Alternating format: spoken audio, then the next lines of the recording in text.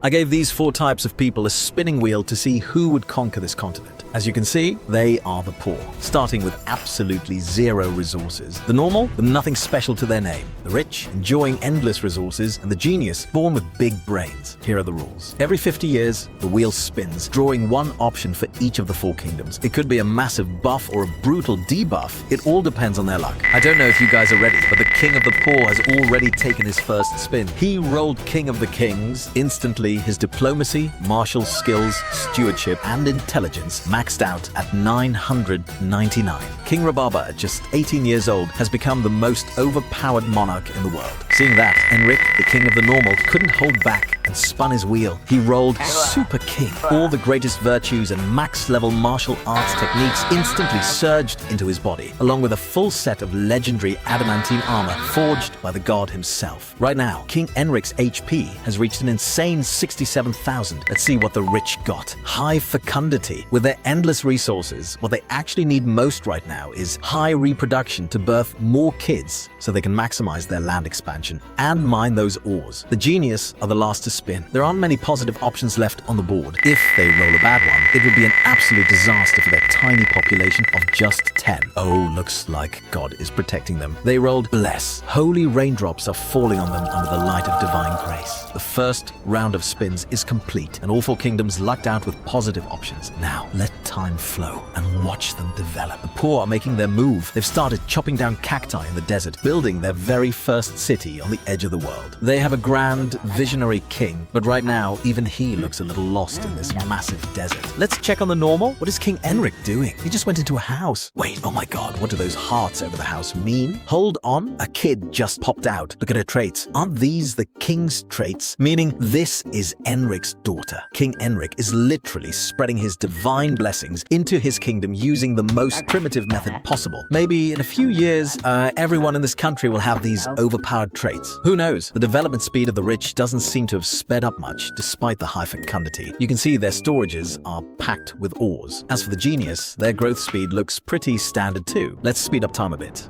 What is this in the rich territory? A factory? Wait, why did they just demolish their factory to build a house? The rich are acting a bit stupid here, sacrificing a factory for housing. I bet you guys they will be the first kingdom to get wiped out. In year 39, the genius fired the first shot at the normal. Maybe with their high IQs, they just couldn't stand the mediocrity of normal people. Their army is marching toward the normal territory. Wait, why is the rich army here too? Why are the normal and the rich clashing? When did they even declare war? The normal army is ignoring the distant genius troops and pushing directly into the rich zone. Look at this army commander. He is wearing legendary adamantine armor from the rich. Actually, all his gear is looted from the rich, and he has the king's traits too. Marvalo is a royal family member. Look at the other soldiers. Their gear is also from the rich. This means this squad completely obliterated a rich army and confiscated all their top-tier loot. Now, they are using the rich's own gear to invade the rich kingdom. They charged into the northern region of the rich and quickly captured a chunk of land. That's almost a quarter of the rich territory.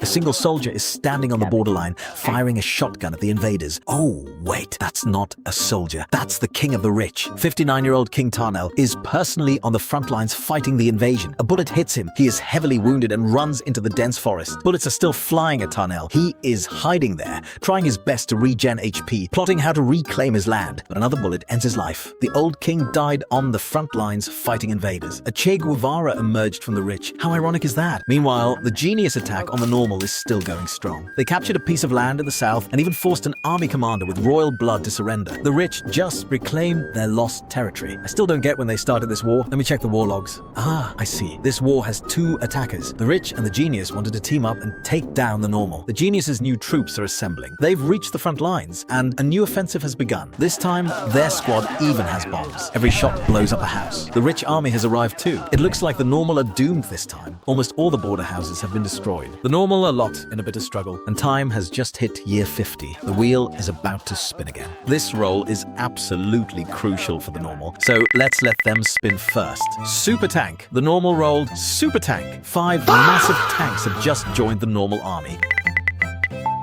The rich rolled Plague. Talk about terrible timing. The virus is mixing with the rain, infecting a portion of the rich population.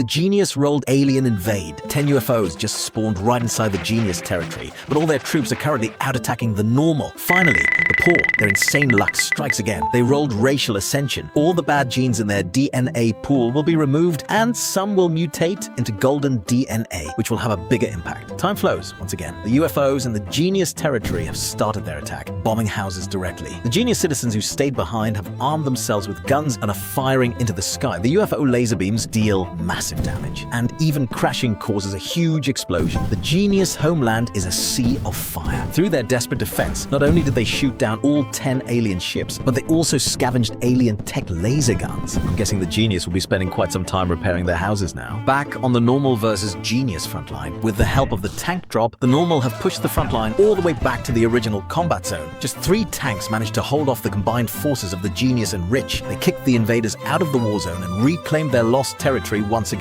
But at the same time, a fresh Genius-Rich coalition army has already assembled and is crossing the borderlands into the Normal zone. The Normal tank squad chose to go on the offensive. They engaged in a fierce battle with the coalition forces right at the zone entrance. Oh, look at these coalition soldiers. They are even using alien weapons, but it's still not enough to stop the tank shells. The tank unit didn't push further. They just locked down the choke point, preventing any other kingdom from invading. You can see the richest population is constantly dropping. I guess that's the plague doing its work. The virus is spreading among them, and you can watch the HP of infected citizens constantly ticking down. The Normal tank unit just entered the Rich zone. They are counterattacking. Oh, the Rich king just died at this critical moment, and instead of uniting to fight off the tanks, they split into 2 separate kingdoms. Their new king clearly learned nothing from their former Che Guevara king. Alright, let's name this splinter faction Rich 2. Since the country split, the Rich stopped their war with the Normal, and the tank unit is preparing to pull out. But right at this moment, the tanks run straight into another batch of Genius troops at the border. A firefight breaks out. The tank firepower is just too overwhelming. Even with alien weapons and rocket launchers, the Genius can't escape being crushed. Wait, why is there a poor guy wandering into the war zone? Hinton, go back. You're gonna get caught in the crossfire. The Genius General Ivarj, wielding an alien gun, is still relentlessly chasing and firing at the tanks, but he completely missed the sniper on his flank. With just 2 shots, he got dropped by the sniper, and his alien weapon fell into the hands of the legendary female sniper, Miena. Oh, the Age of Moon has descended. Right now,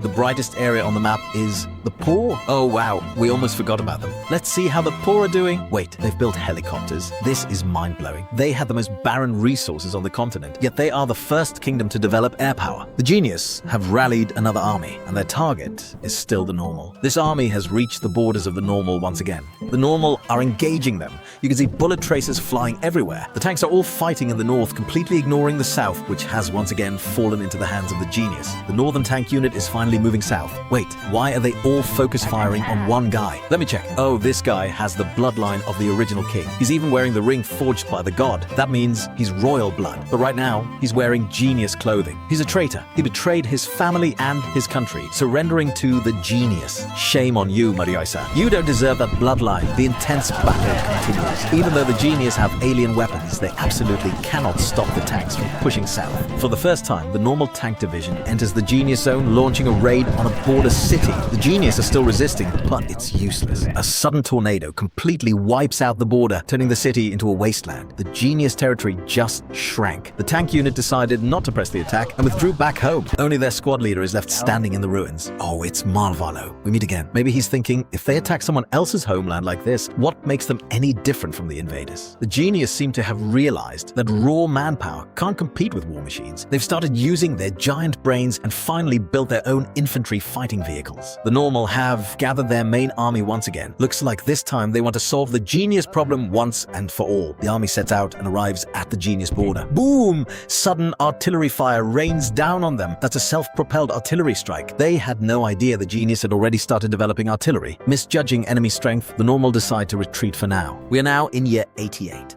After years of research, the Normal have mastered APCs and SPGs, and they even developed helicopters. At this exact moment, the Genius troops launch another attack on the Normal. This time, their army includes war machines too. They quickly capture the weakly defended south, but right as they march north, they are hit by a devastating airstrike. Ground troops quickly follow up, and the Normal army obliterates the Genius forces yet again. While we were focused on the war between the Genius and the Normal, Rich 2 has quietly extended its tentacles into the wasteland, establishing a brand new village there. While the two major powers keep throwing troops into the meat grinder, the time has already reached year 1 103. We even gave them 3 extra years to develop. It's time for the third wheel spin. I'm pretty sure nobody is going to be as lucky this time around because the wheel is mostly packed with bad options now. Let's start with the normal. Oh my god, they rolled Tsar Bomba. A massive Tsar bomb drops from the sky. Boom! The normal, who had a population of 195, are now left with just 21 survivors. All their mechanized units have been turned to dust in a single blast. A superpower has been effectively wiped off the face of the earth. We can't let the other side have it easy either. It's the geniuses' turn to pull. They rolled Zombie Invade. 50 zombies are about to spawn right in their capital.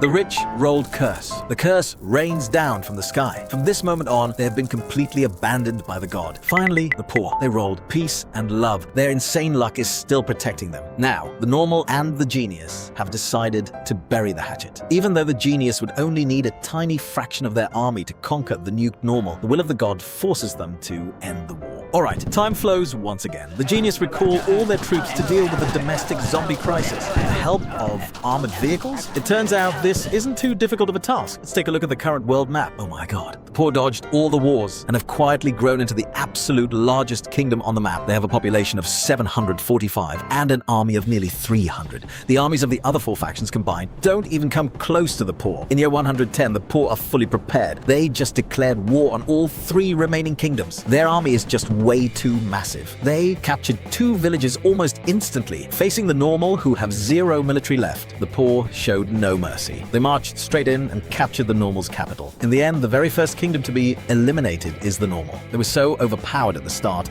only to be blasted back to the Stone Age by a single Tsar Bomba. After conquering the entire upper half of the map, the poor aim their guns at Rich 2. Helicopters and ground troops push forward together, immediately occupying Rich 2's territory inside the Genius region. Surrounded by the poor, the Genius don't just sit and wait to die. They launch a breakout toward the north. They recapture their northern villages, and while the poor's main army is busy in Rich 2's land, the Genius managed to take back their eastern villages as well. But the poor realize their encirclement is broken and quickly deploy fresh reinforcements from the homeland, reclaiming the Genius's northern villages once again. Over in Rich 2's territory, the main army achieves a decisive victory, capturing the capital of Rich 2. Rich 2 is eliminated. This is the second kingdom to fall. With the fall of Rich 2, the poor finally get their hands on the one thing they lacked the most: resources. In year 125, they decide to pause the war and focus heavily on tech research. Backed by their new resources and golden genetics, it takes them less than a year to develop bombers. By year 130, population of the poor has surpassed 1,000 and they control the vast majority of the map. It's time to take everything they've ever wanted. They launch a full-scale war against the Genius. The Genius counterattack rapidly, once again breaking into the northern villages, while the original rich use the chaos to take back their old lands. The poor are forced into a brutal 2-front war.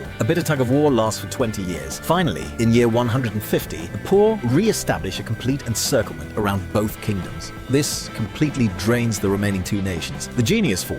First, their capital is taken. Just 2 months later, the rich lose all their resistance forces. And with that, the war is over. The poor have ultimately unified the entire continent. Honestly, this completely blew my expectations. Looking back at this entire war, the rich had the most resources, but were the first to splinter. And the Genius had max IQ, but got hopelessly addicted to endless wars. And the normal, who spent generations building an unstoppable armored empire, were instantly erased from history by a single bomb. Only the poor, who started with absolutely nothing, quietly developed on the edge of the world. They recognized their disadvantages and used that final peace and love buff to complete all their preparations, ultimately sweeping the board and claiming everything. Maybe their very first king, the king of the kings, Rababa, foresaw all of this. That moment of looking lost in the desert in year 1, he was probably just calculating the greatest master plan this kingdom would ever see. Alright guys, that's all for today's video. If you have anything else you want to see, let me know down in the comments, and I'll see you in the next video.